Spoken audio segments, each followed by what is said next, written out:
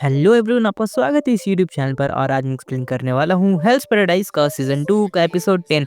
अगर आपने पहले की वीडियोस नहीं देखे हैं तो उन्हें जाकर देख लेना, नहीं तो आपको ये वीडियो समझ में नहीं आएगा। और हाँ, अगर वीडियो अच्छी लगे तो प्लीज इसे लाइक कर देना और कमेंट में बताना कि वीडियो कैसा लगा। तो आप बिना टाइम खराब किए शुरू करते हैं इस वीडियो को। तो एपिसोड के स्टार्टिंग में हमें दिखाया जाता है कि गाबिमारू और यूजरिया रान के कमजोर बॉडी पर अटैक करते हैं। यूजरिया को अपने वुंड से काफी ज्यादा दर्द हो रहा था, लेकिन वो उसे एंड्योर करती है ताकि रान को हरा सके। तभी गाबिमारू देखता है कि रान अपना लॉस्ट ताओ रिकवर करने की कोशिश कर रहा है और यूजरिया से चिल्लाकर कहता है कि वो अपनी ताओ एबिलिटी से एक फाइनल ब्लो मार दे। रान कहता है हंसकर कि ये अटेम्प्ट नहीं करेगी क्योंकि अगला अटैक उसकी जान ले लेगा। यूजरिया रान की बात से एग्री करती है, लेकिन फिर भी अपने प्लान के मुताबिक अटैक करने का डिसीजन ले लेती है। तभी रान अपनी डिफेंस में ग्राउंड से स्पाइक्स क्रिएट करता है और यूजरिया नीचे जंप करके रान के टेंडन पर एक फाइनल पंच मार देती है। उसके बाद रान क्रम्बल होने लगता है और अपनी सोच में रेन के बारे में सोचता है। उसके बाद हम देखते हैं कि बैटल के बाद यूजरिया गाबिमारू को वार्न करती है कि एयरबोरिफिकेशन इवेंचुअली उसके बॉडी को टेक ओवर कर लेगा, लेकिन गाबिमारू जानता है कि अगर वो अपनी वाइफ को फिर से देखना चाहता है तो उसके पास कोई और ऑप्शन नहीं है। वो सजेस्ट करता है कि वो सागरी और मे को कैचअप करें, लेकिन यूजरिया कहती है कि वो थक चुकी है और उसे बिना उसके जाने दे। और जाने से पहले गाबिमारू यूजरिया को फिर से थैंक्स करता है उसकी लाइफ बचाने के लिए जब उनकी पहली बार इनकाउंटर इस आइलैंड पर हुई थी। उसके बाद हम देखते हैं कि अकेली रहने के बाद यूजरिया अपना ड्रेस अनबटन करती है और म्यूकस लेयर ऑफ स्किन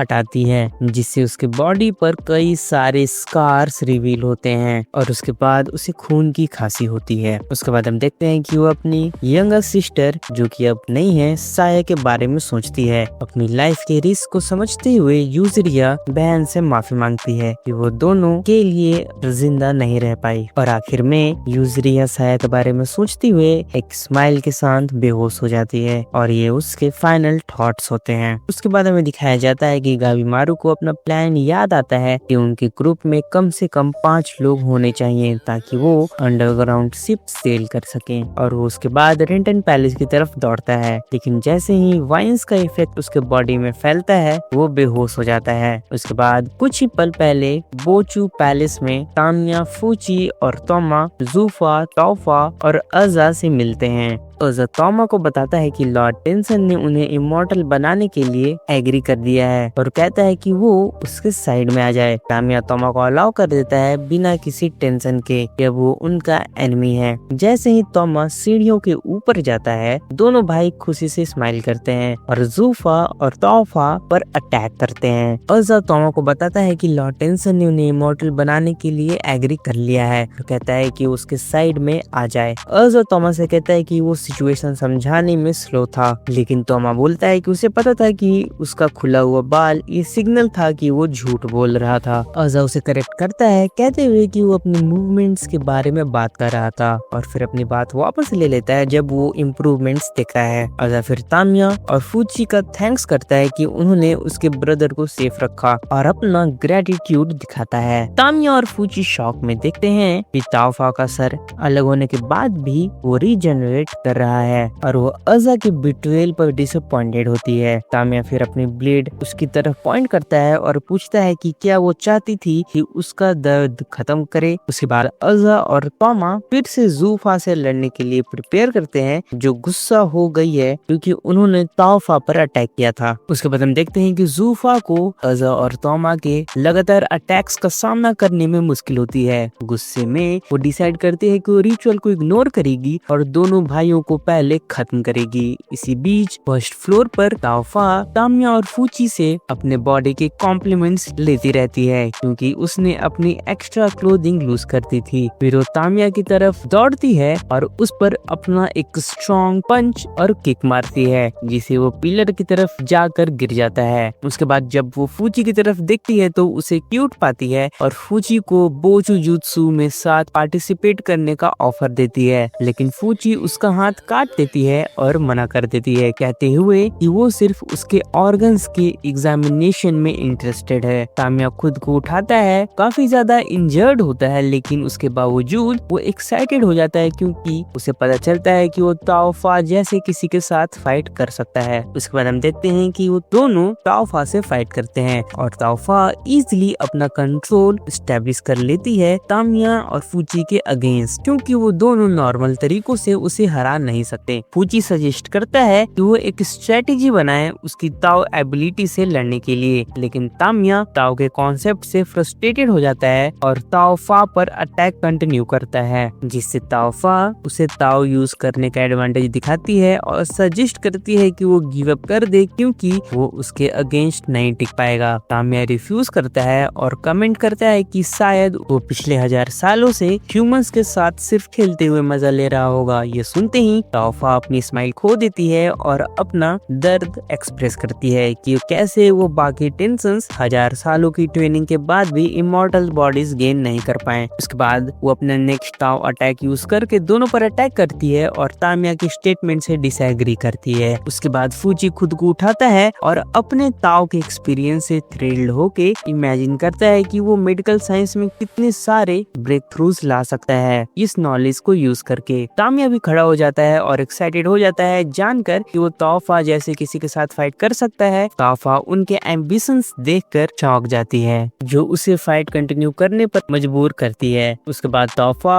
उनका ताओ सेंस करता है और कमेंट करता है कि वो दोनों इंसेन हो गए हैं और वो दोनों ताओ रिडायरेक्ट कर रहे हैं। उसके बाद ताओफा देखती है कि वो दोनों उसकी तरफ दौड़कर आ रहे होते हैं और उसी वक्त तामिया पर एक इनविजिबल प्रोजेक्टाइल लॉन्च करती है, लेकिन तामिया उसे ब्रीफली सेंस करता है और उसे डॉज कर लेता है, जिससे ताओफा शॉक्ड हो जाती है और तामिया से एक फैटल ब्लो रिसीव करती है, यानी कि तामिया उसे एक सॉलिड पंच मारता है। फिर हमें दिखाया जाता है कि पहले से निकलने से पहले शियोन नुरुगाई, फूची और तामिया को समझाता है कि वो ताओ यूज क्यों नहीं कर पाते, क्योंकि वो अपनी आंखों पर रिलाई करते हैं और सेंसेशन पर फोकस नहीं करते। तामिया बताता है कि वो सिर्फ उन चीजों पर बिलीव कर सकता है जो वो कट कर सके, यानी कि जो वो काट सके, जबकि फूची एक्सप्लेन करता है कि वो सिर्फ उन चीजों को एक्सेप्ट कर सकता है जो वो टच कर सकता है। और प्रेजेंट में पहला अटैक ताओफा पर लैंड करने के बाद तामिया सोचता है कि अब वो ताओ यूज कर सकता है, लेकिन ताओफा डिसएग्री करती है और अपने नेक्स्ट अटैक से उसे वापस भेज देती है। फूची कहता है कि तामिया उसकी फाइट ऑब्जर्व करे ताओफा के अगेंस्ट, ताकि वो ताओ को और अच्छे से समझ सके, लेकिन ताओफा उसकी गले को पकड़ लेती है और फूची अपने ताओ अटैक से बच नहीं पाता। ताओफा फिर कहता है कि फूची कितना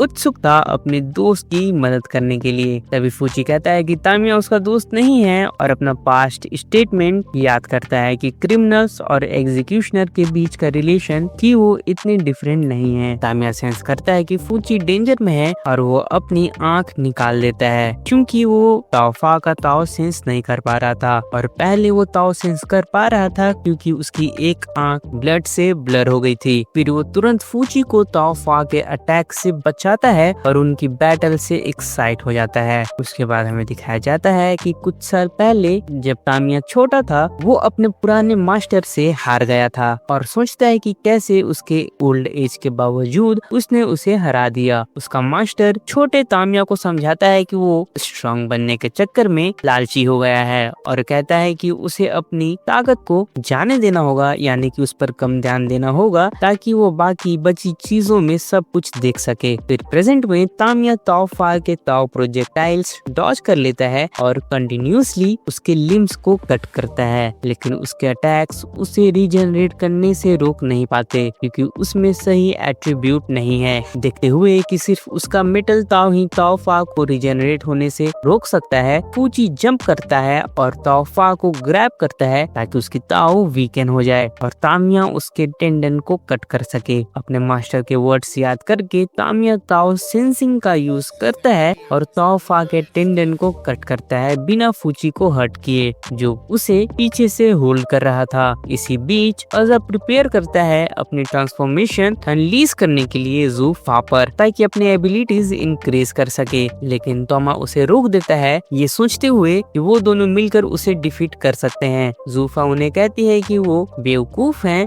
अगर वो ये सोचते हैं कि वो उसके तोहफा के अगेंस्ट चांस ले सकते हैं। अज़ा एक्सप्लेन करता है कि वो जो भी ओपोनेंट के अगेंस्ट लड़ रहा है अपने ब्रदर के साथ रहकर उसे टेक डाउन करेगा। इंसान फिर भी उन्हें इंफीरियर समझती है, लेकिन कहती है कि उनमें सिर्फ एक कॉमन चीज है कि वो पेयर्स में फाइट करते हुए बेटर हैं। फिर वो अपनी ट्रांसफॉर्म्ड तोहफा का हाथ ग्रैब करती है और मर्ज करके अपने ओपोनेंट्स को खत्म करने का फैसला करती है। उसके बाद हमें दिखाया जाता है कि बचपन में ज़ूफा को रेन ने बताया था कि वो और तोहफा स्पेशल हैं, क्योंकि वो दोनों एक होल के दो पार्ट्स के रूप में पैदा हुए हैं। तब से ज़ूफा में तोहफा को प्रोटेक्ट करने का एक अर्ज डेवलप हो गया है और वो फिर मेई के पास आंसर्स लेने जाता है। मेई उसे बताती है कि ये नेचुरल है क्योंकि वो तोहफा की केयर करे, क्योंकि वो उसका पार्टनर है और वो उसके दर्द को इमेजिन कर सकता है। ज़ूफा ने रेन में एक चेंज नोटिस किया जब उसने 5 टेंशंस को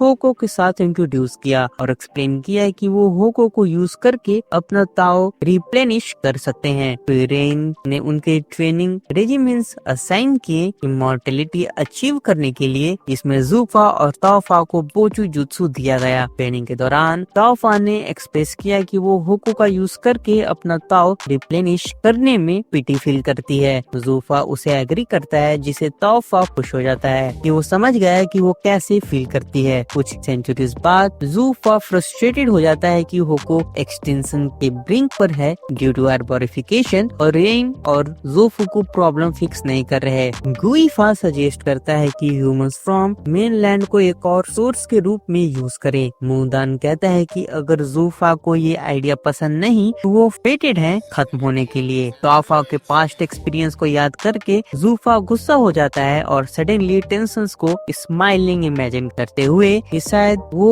या बाकी सब पागल हो गए हैं। बाद में वो फ्लड गेट के पास जाता है और देखता है कि मुदान और तोहफा एक एर्बोरिफाइड होको को रिपेयर कर रहे हैं ह्यूमंस को आइलैंड पर से लाने के लिए, क्योंकि उनके पास कोई और ऑप्शन नहीं है और ह्यूमंस को एक और ताओ सोर्स के रूप में यूज करना पड़ेगा। ज़ूफा तोहफा से पूछता है कि क्या वो इस काम के लिए ठीक है, उसके पास्ट होको स्टेटमेंट्स याद करते हुए। तोहफा फिर स्माइल के साथ घूमती है और कहती है कि हाँ, और पूछती है कि क्या वो पागल है। ज़ूफा तोहफा को कंफर्ट करता है, यानी कि कंफर्ट करता है और कहता है कि वो पागल नहीं है और ह्यूमंस को लाइव स्टॉक से लोअर ट्रीट किया जाता है। और प्रेजेंट में ज़ूफा और तोहफा मर्ज होकर अपनी किशिकाई में ट्रांसफॉर्म करते हैं। तो थैंक यू, इस वीडियो में सिर्फ इतना ही। अगली वीडियो में मैं फिर से मिलूंगा।